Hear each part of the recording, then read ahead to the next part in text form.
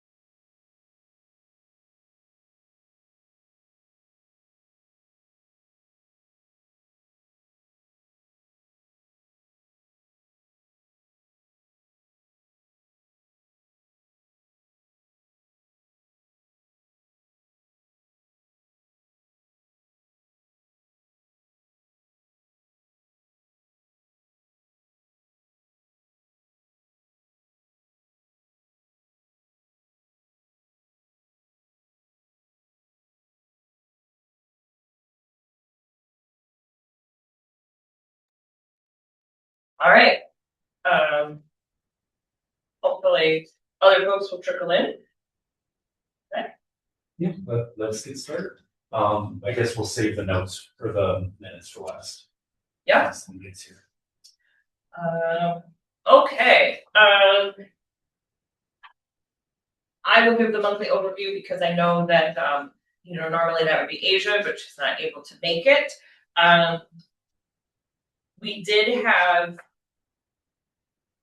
have two draws that just happened, so I guess technically we should be talking about the next meeting, but Esther Project has now drawn down a little over half of their funds. And similarly, Rochester Refugee has drawn down enough to be about halfway through. Separately, City Council is responsible for paying the city for the city's audit. So they received our bill for our audit. So that's being taken care of. We just have to make a note because it still counts in our budget, even though we didn't pay it. It's sort of government in kind.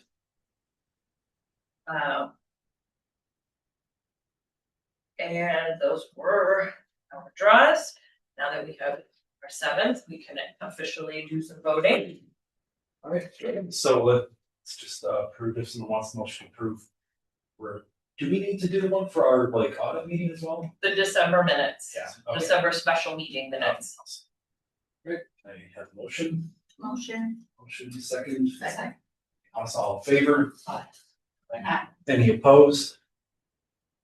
I saw none of dissent on mine. Great.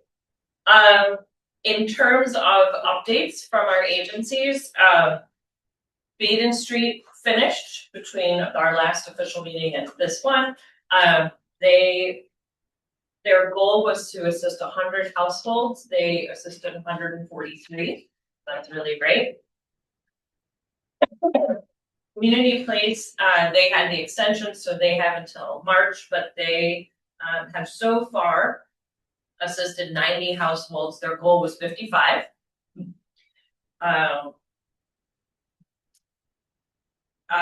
Rochester Regional is plugging along with their 10 households. They did have have larger issues than their program could really handle. Yes. Say Rochester Regional. Sorry, Rochester Refugee. It's RRRF. Yeah. I don't even know that. I'm proving the house bill. Oh, you don't know? I just gave it to money. You didn't look at the audit. And I'm probably gonna do that at least 2 other times, so thank you, keep on me. See, I was just gonna let it go. Yes, They changed it. then we changed I it. have his back. It came from somewhere. She didn't just make it. I might as well have. They are rather large hospitals. Yes, they are everywhere. Esther Project, their goal was 75 households to receive furniture and essentials. They're at 69 households, but they're switching around some money so that they can, for the last couple of months of their agreement, they're really going to focus on that. So that goal is going to be increased to like the mid-90s. Okay. They've assisted 14 agencies rather than direct households. Their goal is 25. Their goal was for the like transportation and peripheral expenses, more on a one-on-one. They had initially assumed there would be 20 households, but that's where they're going to pull the money out of. They're going to reduce that goal down to 6,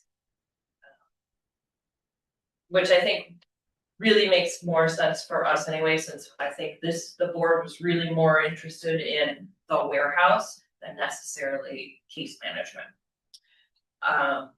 But doing very well. House of Mercy seems to really be struggling. This was a pilot program for them to, kind of do these repairs and see whether they can get landlords to sign on to it. I have a feeling that I may come back to the board next month with some suggestions on how we'd like to change out how they're doing things. Just because I think if it were going well, I would be hearing from them more often. I kind of have to chase them. So we don't know why it's not going well, and not like it next time. They've given a little, but it's not enough for us to go on. I think a lot of the reasons we were hesitant are the reasons that it isn't working as well. Right, but if they didn't have a built-in landlord base, it was gonna be tough. Yeah. But I thought they had like one person that they knew for things. Yeah, and it does not seem to have resulted in any Right. usage. If it does, well, I mean, if they haven't brought up conversations, I guess, is it worth discussing from them, maybe if they have any ideas on how they want to pivot, that they can bring, like, hey, maybe we can do this instead and bring it to us. That's kind of what I'm hoping, is that they will say, here's what we've learned, here's what we think would be better, and then I can come and say, how do we feel about that? They have a bit longer on their agreement. So it would be a good time for them to pivot if they have some ideas. What was the amount we awarded again? We awarded them 30, and so far they've used less than 1,000. Oh, wow. Do they have other like funding sources for this program, or is it just that 30 that they're using? I believe it's just us. So they're really struggling. And I think they have other programs for other things, and this was a pilot, right? So, I also think I need to reach out in a very gentle way to say, it's okay, you don't have to be, like, it's okay to talk to me about this, we're not trying to yank your money. We just would like to work with you. Yeah, I was gonna suggest bringing him into the meeting, but to your point, if you feel like we need to approach it gently, having to report to the entire board might be a little intimidating. Absolutely. Sure, Yeah. Yeah. Okay. That's what I was thinking, it'd be better to, they had ideas, present their ideas rather than telling them, give us a new idea. Yeah, I guess my only hesitancy with that though is that it's kind of bypasses the whole process. If you pitch an idea, it doesn't work, and you're like, well, can we just let us use money for this? Like, well, there needs to be a whole proposal, and you know what I mean, that needs to align, like we almost should not to be like the typical one, we should almost go through an entire review for that point. That's not- well, let's see what they say and how they say it. I'm also sensitive to the fact that with this being a live meeting, how much internal guts do we want to be talking about on something that's going to live on YouTube? Right. So I'll find out from them what they are interested in, and then we as a board, you as the board, can figure out how you'd like to do it. Well, especially if they kind of shift gears and pitch something else, does their kind of does like the time frame shift? as can. well? That would be a request to the board. Can we extend?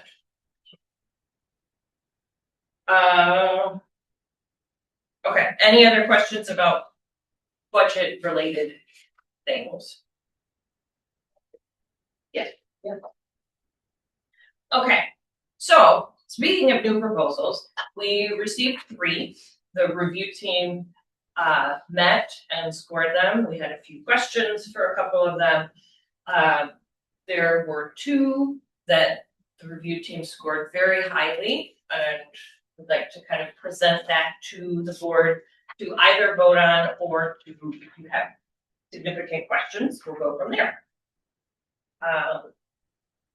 The first is from an entity called Project Urge.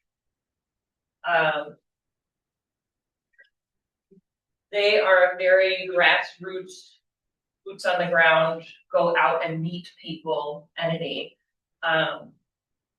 They have a program that was really just a navigation service for primarily justice involved youth, is the very tactful way that they phrased it, who are in need of support, information, housing, etc. They would really like to kind of increase their capacity to do more of a tangible result, helping with placement, paying for a first month's rent or security deposit. You know, they have a curriculum that they sent us, which was kind of nice. They did something similar for mothers with young children, so they sort of want to expand this out to youngsters. Let's see. So person-centered mobile case managers and offering services that get to the root of whatever causes the instability, and then help them kind of grow instability and opportunities after. It's a full $30,000. They anticipate supporting 30 households, but most of these youngsters.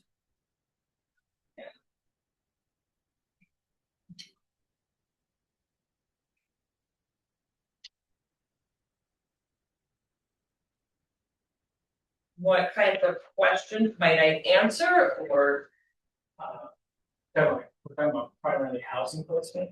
yeah, So when you say youngsters though, like, are they, teens, early 20s? so early, so all of these are like independent, It does sound that way. or are we providing housing placement maybe for their primary figure? So the program that they have, is it called House of Warriors? they've assisted 20 youth in obtaining employment or enrolling in trade programs, so I think it could go either way, but these are kids in households that need help or kids who are on their own or would like to be on their own.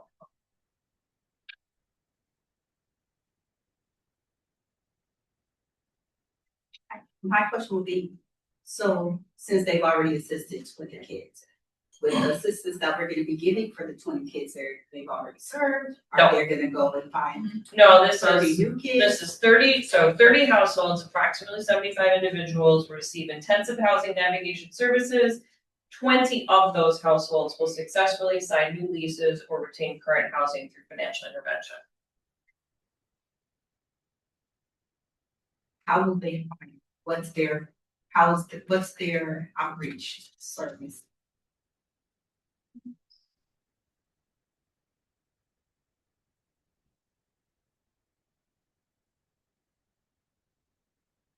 Don't know if they've said. So it may be that it's some of their current folks. Let's see, we maintain active partnerships with local churches, judicial process commission, conflict defender's office, family and city court. So that's how they do their I recruiting. find that's fine with me. I just wanted to know even if it were their own caseload. We just want to know. If they found, if this is their program, but they found that they need this also for their program, I'm fine with that. I just wanted to know Sure. what was their thought process. Guess the only question that comes to mind for me is like the staff that are there, are they adequately credentialed to be a housing navigator? That was one of the questions that the review team asked, and they have somebody with lived experience that has already expressed willingness to come on part-time. And so they know that this is a part-time position, but they figure they'll be able to then pay that person to be part-time more than what they are already doing, which I think is not a whole lot. Where they're gonna get the funding to pay the part-time? That's what this is for. Oh, so this is to pay, not to help, to assist with. So half of it is to go to staffing, Okay, and then there's 10,000 for direct support to the households. So a security deposit, application fee. I think that's gonna be enough to serve 30 people, 75, 30. So I think they're only expecting 20 Oh, to 20. receive the direct assistance. I think they're gonna recruit a bunch, and then they're sort of assuming not everybody is gonna get all the way through or need that The housing. particular, yeah. So it's a $20,000 ask, 10 for the staffing of a part-time person. I think it's 30. It's It's 30, like so 30, 15, I think. then there's the fringe, Oh, gotcha. fringe and indirect. So I guess, yeah, so it's 20 And 10. toward the agency and 10 for the folks.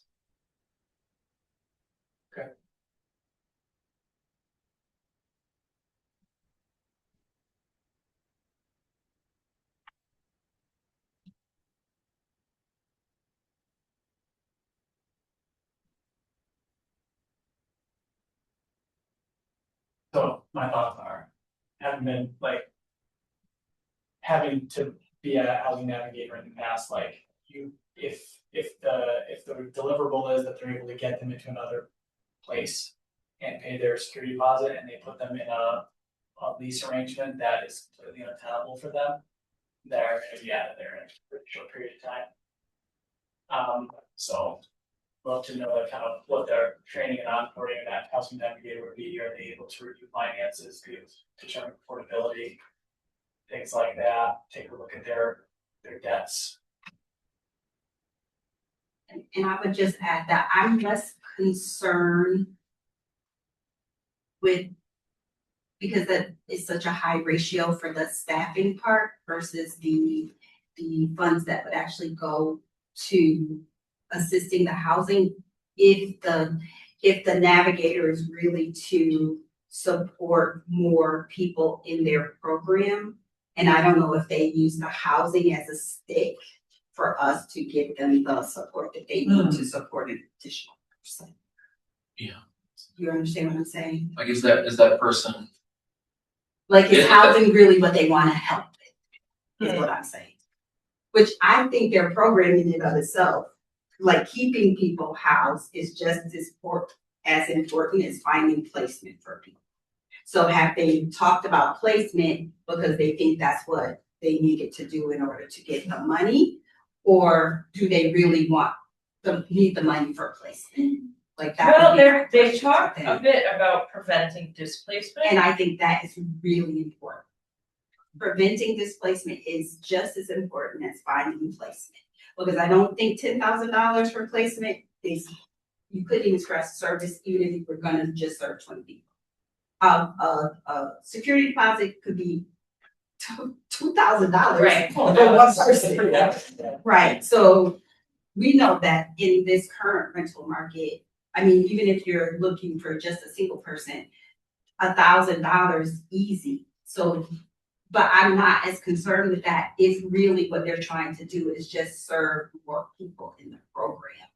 And they're just using the 10 grand as a, as a little carrot for As us. a carrot, To or say, hey, is this it a is carrot really to get the people into the program?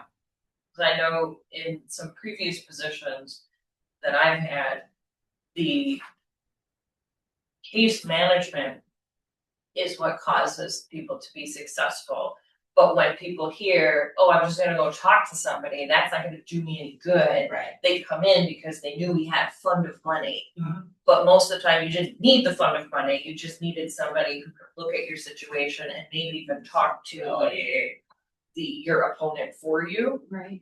But I think those are good questions. I will say they do have like a housing initiative Okay. page on their site, so there's at least somewhat built out on their end. Okay.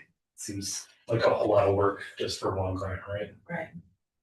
Well, they're not new. Okay. So they are an existing entity with a very small budget and they do a lot of, I think, the case management piece already. Right. What they want to do is very specifically focus on this activity and have money to do it.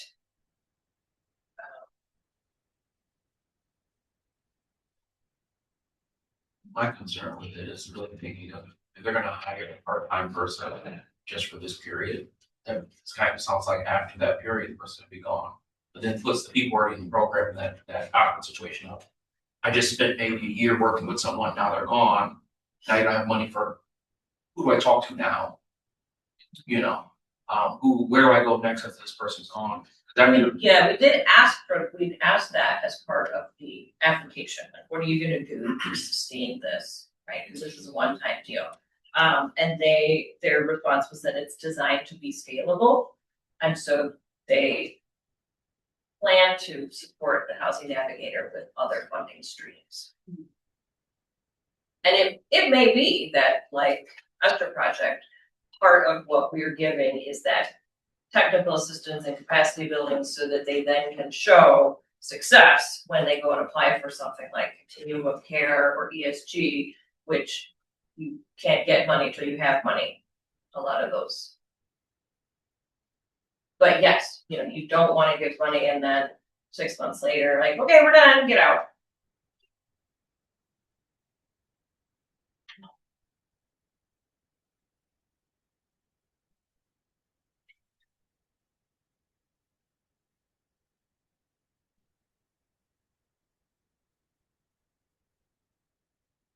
Trying to write down the questions so that I can ask appropriately.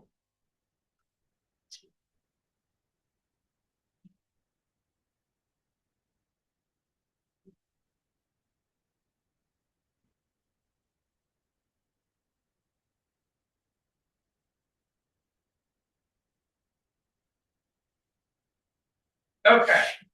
The second application is for $27,000. And this is from Family Promise of Greater Rochester, formerly known as RAIN. And they are proposing what they've called a bridge apartment program that provides a short-term furnished apartment for households who have secured permanent housing. They're going through the Family Promise program already. And they have to be out of their current living situation before their next apartment is available. And so they don't, they don't want people to be back out on the street while they're waiting for an apartment that they are about to have.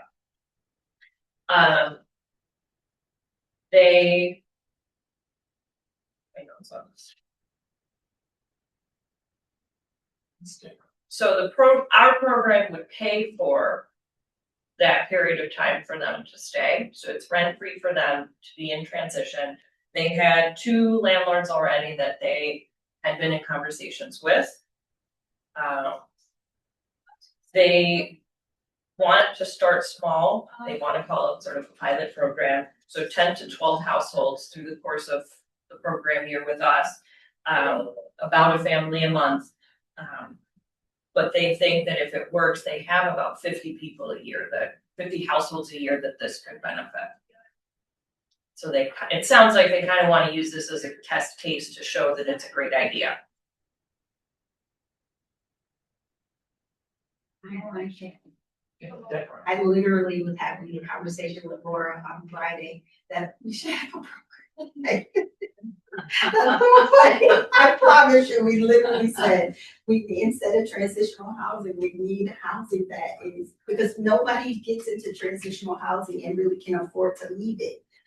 Really, we need housing that is for temporary or permanent placement until people can get placed in affordable housing.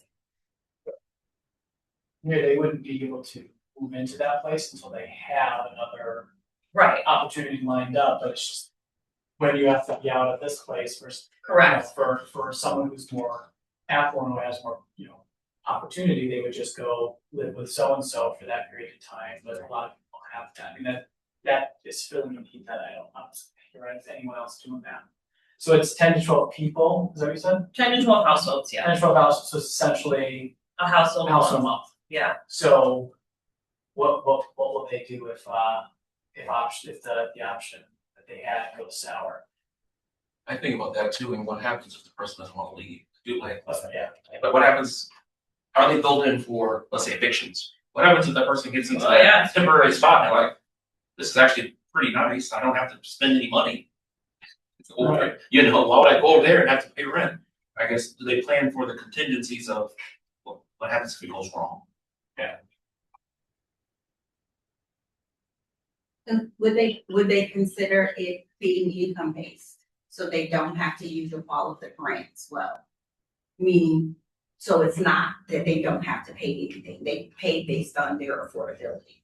That could help it be more Yes. sustainable. And that way, the Yes. Or maybe, yeah, sliding scale. It's just gonna be, and Sliding that scale. way, they wouldn't have such a,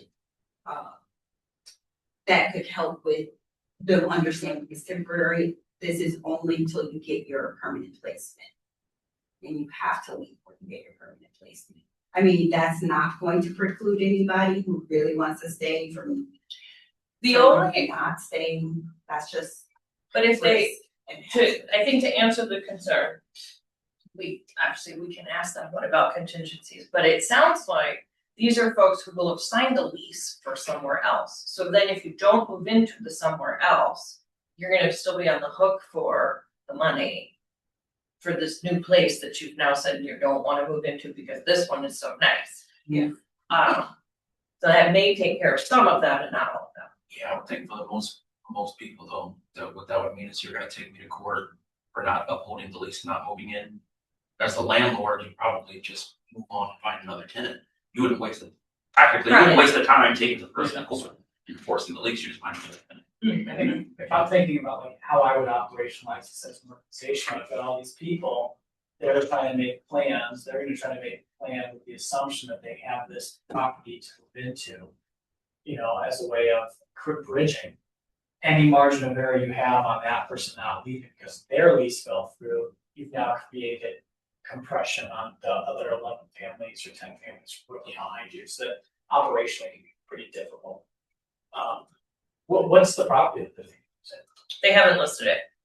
But they have these two landlords. We asked them, they haven't responded yet, whether they have a written agreement yet, whether this is like one particular unit or if it's a housing provider who happens to have 10 units and can, swap as needed. So the sliding scale, I mean. So it sounds like they're gonna be subletting this on some level, like they don't own the property themselves. They do not own the property themselves. I think we should definitely want to know more details about that. Okay. One other thing that I didn't think about during our review meeting was, how do they assist with what is potentially 2 sets of moving costs? Yes, I was thinking. And I'm wondering if we decide to fund it, they asked for 27, if we maybe up it to the 30 just to allow for maybe some incentives of, or pay the second, the move out or something like that. They really need to be cognizant of it. They also should probably think about, wear and tear. On the unit, because they're gonna be on the hook for that as well. Yeah, they have in the budget, cleaning services. Yes. And then maybe even, pest control. So those are things that's something they should just be, I just think they should be aware of that because the landlord's not gonna wanna take on all of that. Yeah, okay. What do you think of these columns and this morning? Okay. Okay, But that's why something like having them pay based on their income could help them a lot, because then there's some income coming into the program as well, which could help them extend, so the 30,000 that they receive could be spread a little bit further than just straight pay. sure. I see it going both ways. Like Section 8 is so successful because households have their own skin in the game, but also then I could see people going, well, I'm paying, right? How do you mean you're gonna tell me to leave? Yeah, Um, that's why I feel like it could be once you commit to, like, let's say I'm paying you $1, I'm committing to that length of time. So if my place is earlier, well, I've already paid you for this length of time, I'm gonna stay here. So I feel like it's gonna be tough. It's gonna be very, especially if they don't own the place, they're gonna. Whether they have pay to- $1 or $0 if they want to stay, they want to stay. Yeah. So that is just a Right. business in and of itself. Yes. okay, They have to make it comfortable, but not too comfortable. right, don't paint everything bright orange, the McDonald's colors from the 80s. This is nothing holiday. Have those slightly uncomfortable chairs. Right. They do some transitional housing already, don't they? I think they are landlords currently, so it's not like they have never done anything like this. Yes. I think they took over those buildings from the land trust there, City Roots. Maybe. I think they took over a bunch of new properties. It would also be good, didn't you say they were fully furnished too? Cause I think Says that being helps a lot. furnished, yeah. Yes, fully furnished also helps a lot because then they're not moving their things in. That's true, they could just be in storage. Yes, And then just move once. yes, so Um, they're not moving their things if they haven't moved out. But they're not moving their things in, that way that helps it to be not your things so much, so, And also less concern about guests. yes, that is absolutely That's true. Okay. So it sounds like the family promise one, we are very happy with the concept. We just have some questions about how operationally it may or may not work. Project Urge, it's okay, but okay, but we have some questions about it. Okay, so I will ask many a question and get back to folks. The third proposal is not really ready for presentation to the board for voting. However, the review team thought that it would be helpful for the board to review the concept because it is a little different than what we've been getting, and there's no point in us going back and saying, hey, do a lot of work to revamp it, if the board's gonna go, what the hell is this? So we had an organization who, they are a longtime organization, they're not fly by night. But they they suggested doing a number of DIY workshops on minor to mid-level repairs to the external parts of the house.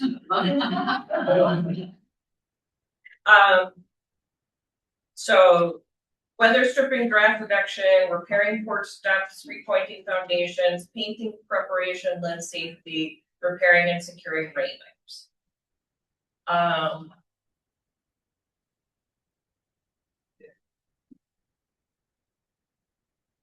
Let's start with that.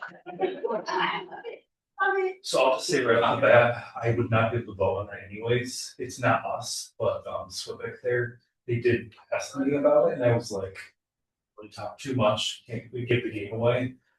They do have a long history of similar things under different leadership at the time. They used to be very big into like repair grants, but that, I guess the question for me is because I know it's the Southwest Planning Committee, is it just gonna be the South Ledge? Like, is it? I'll let that. Yeah. I think that is entirely possible.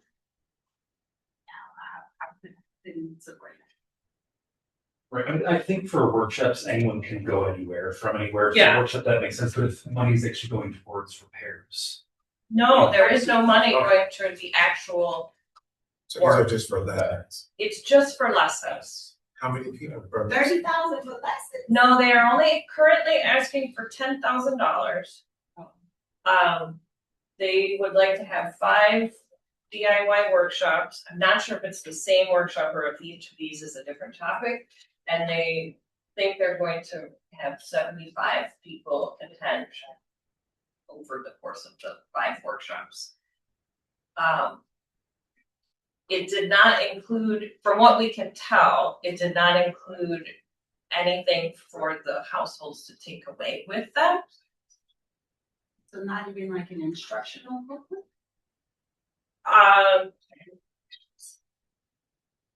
Take away these reference materials. I guess my question is like, so this would be geared towards homeowners. Well, they say it's renter inclusive, but other than, I mean, weather stripping and painting prep, the review team did not really feel like those are the only things that a tenant really should be responsible for. How much again? 10,000. For how many classes? 5. So they're saying 2,000 a class, 75 people. For the whole 5. Well, 2,000, same grade, so 2,000 is 5 Okay. classes, so 2,000 a class, 75 people in the class. And they're gonna teach them No, I think it's 75. total people? So yeah, it's not clear. Yeah, what's cost? Yeah, it's a teacher to student ratio. How long are the classes? Does not say. I think that's good to know. Are we talking Oh, about? yeah, that it's a- is it's a true. Is it 30-minute a class or is it a series? Yeah, is it a series or is it like each one's like 30 minutes Mhm. and we're just speed running every single class, or are we talking about it's a series of 5? It's like a group of 75 people. Yeah, it was not clear. And where are they giving like instructors? Is it the same person or is it like they have kind of like a catalog of people teaching these workshops?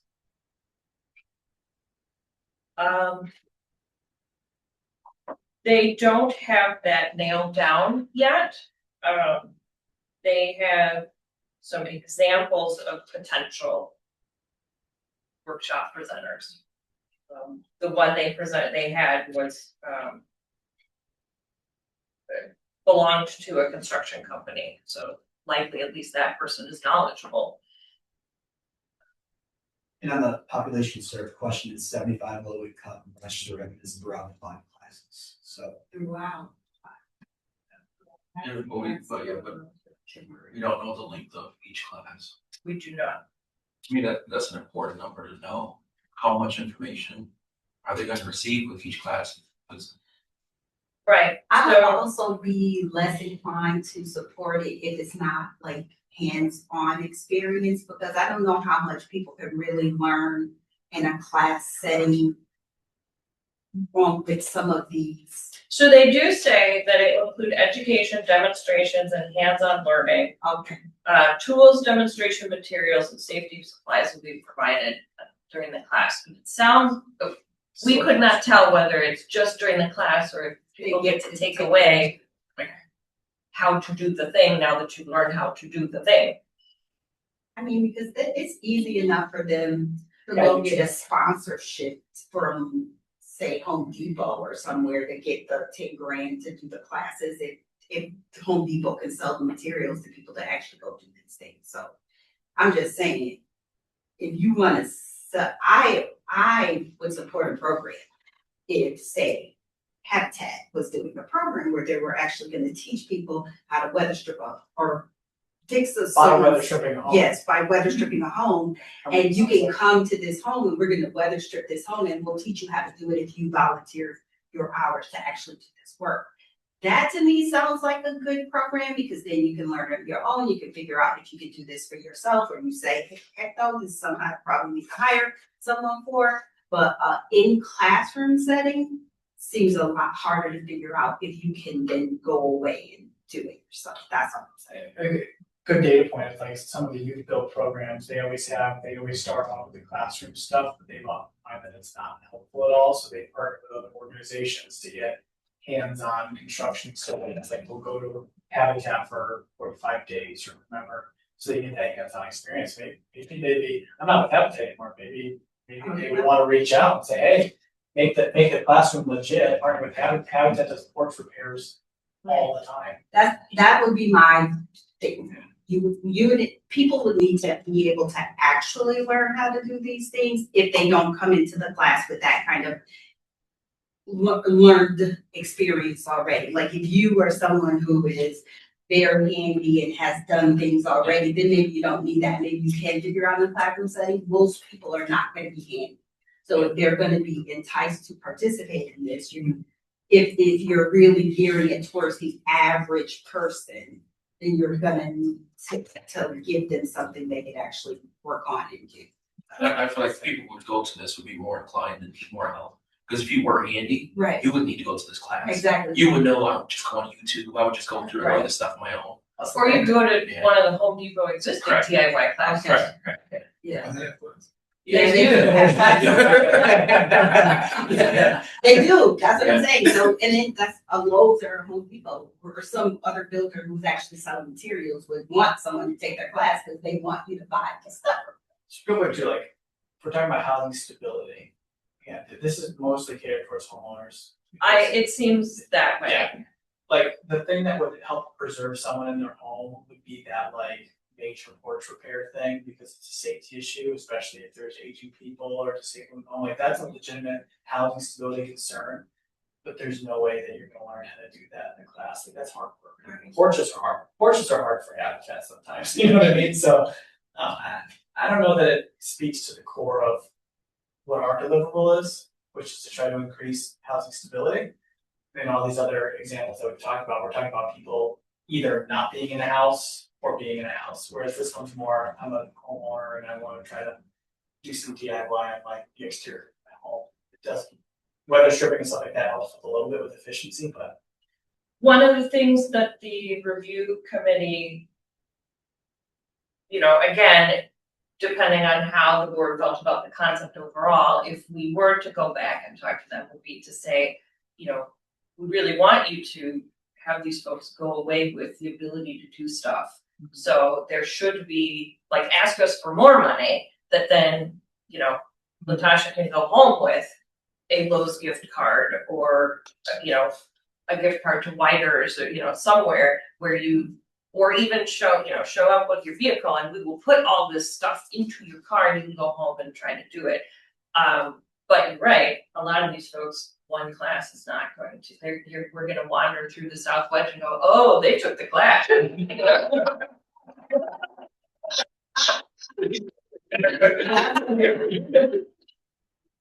on my video, right? Right? We don't want that at all. That's so funny. This may be a dumb question, but so $10,000, 5 classes, what exactly is it paying for? Instructor. Yeah, is it like, are they paying instructors, like, what's the budget then? Instructors, safety equipment, supplies, workshop specific materials, refreshments, outreach, location, logistics, administrative costs. Do we ask them for like maybe like a rough draft of that agenda for each of those 5 days? Like, what are they doing in those 5 days? How long are those 5 days? The Like, curriculum. yeah. And also, are they open to going to other zip codes? That's a great question, which goes along with your question of, you know, it's not the end of the world if somebody has a catchment area, but important to know. Well, and that's kind of the thing, so the kind of agency, SWPIC is, it goes under like Homes and Community Renewal. So they have their service area, which is just the South Ledge. So they can do things outside the service area, but it only counts towards that state grant if it is within. So I'm just wondering, like, yeah, we'll be, you know, open to coming from other areas, but they're going to focus in the service area, otherwise all their metrics are basically useless for that funding. Well, they're not useless to us, but yes, to their bigger, bigger funders, yes. Their intent is to service that area. So is there going to be a specific focus, or are they just trying to expand? Yeah, they did say that it's tax for low income folks, so they're demonstrating that too. It's probably worth asking.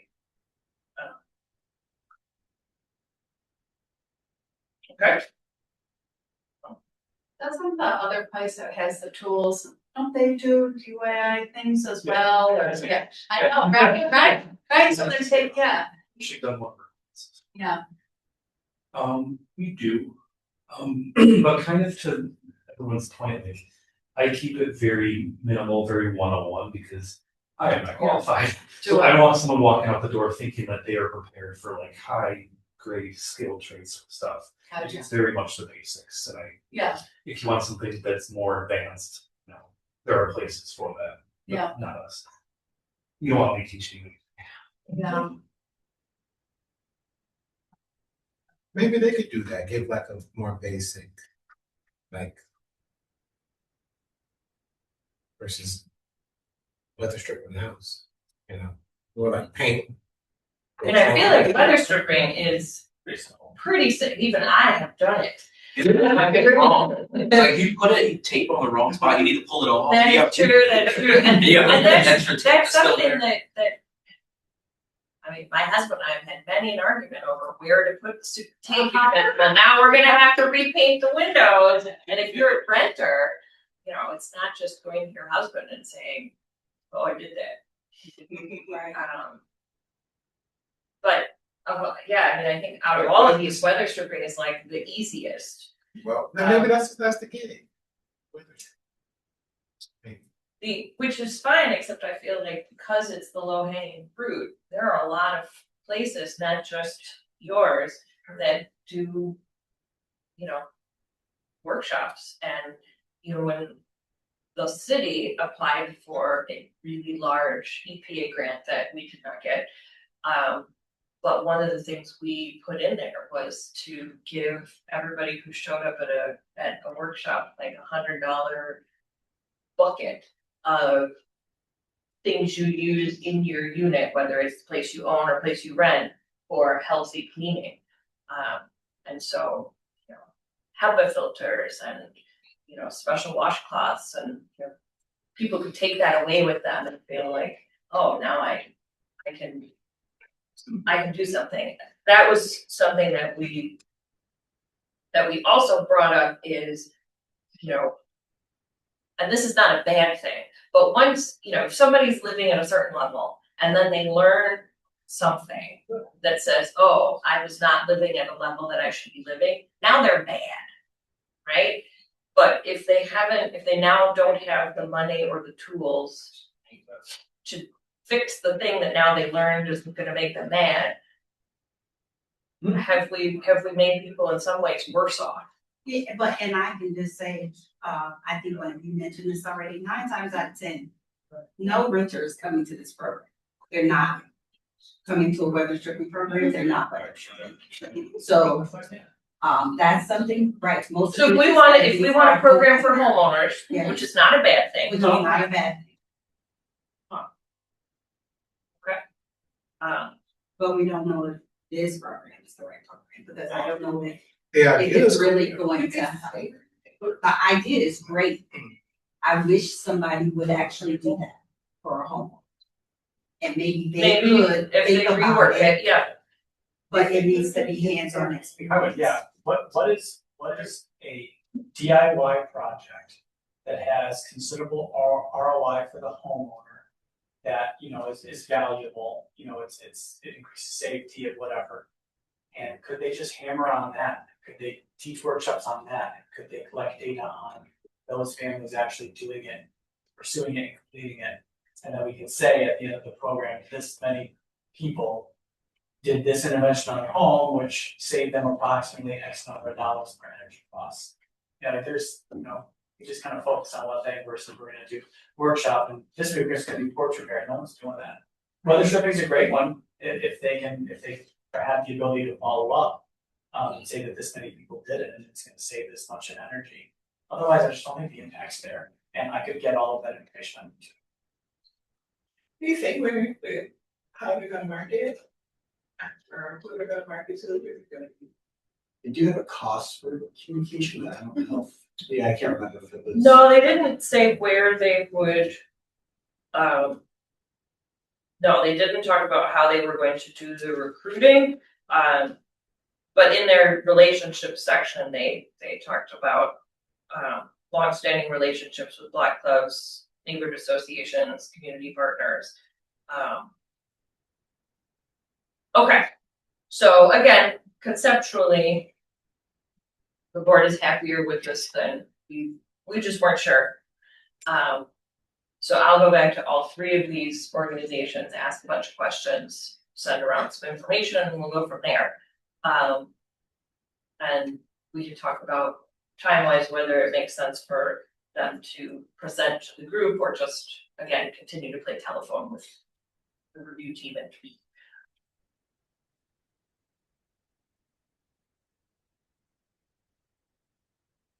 Right. Any other thoughts, concerns, questions, topics? I know I always ask this, is there any updates on potential future income? I sure wish I had some, but I do not have some. I did overhear somebody talking today about using funds for the RHSF, and I did not. I was sad that my eavesdropping did not help me. So no, but it is on people's minds. At least I'll take that away from that level of eavesdropping.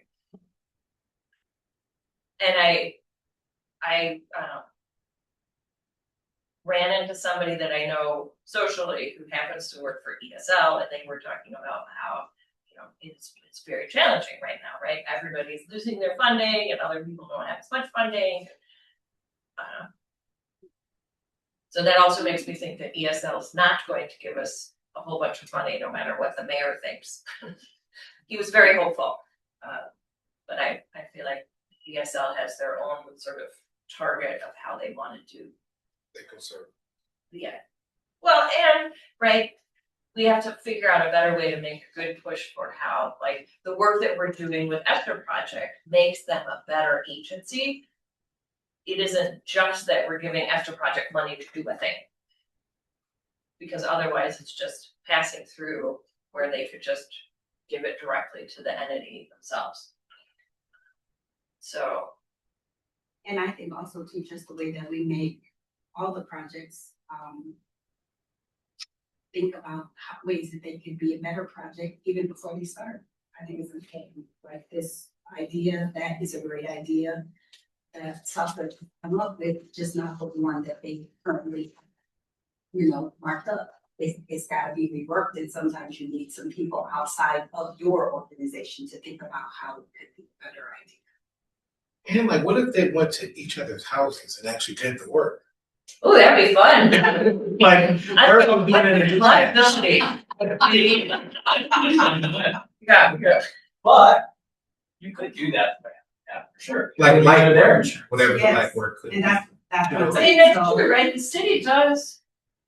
But the city, not the RHSF, like, there's clean sweep, and then there's also, the city does, is it Wilson Days, so it's with the U of R, where they ask over the summer or something for owners or locations who say, I need somebody to come and Correct. paint my porch or take up my carpet or whatever, and then all these volunteers converge and take up your carpet. Right. So, yeah, That's maybe a better that, I don't class. know. That's a better class to actually see it, do it like y'all were saying earlier.